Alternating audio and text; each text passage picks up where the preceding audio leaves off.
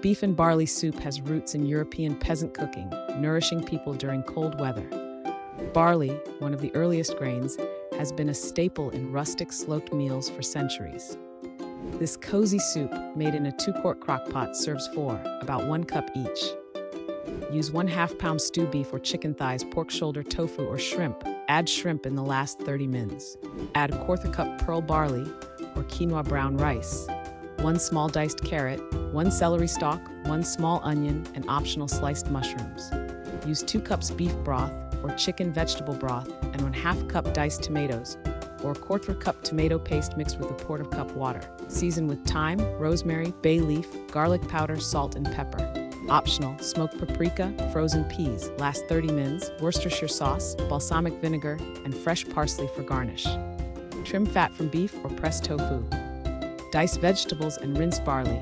Soak for 1 hour if needed. Layer beef, vegetables, and barley in the crockpot. Add broth, tomatoes, and seasonings. Cook on low for 6 to 8 hours or high for 3 to 4 hours, stirring halfway. Add frozen peas in the last 30 minutes. Serve in warm bowls with parsley or olive oil.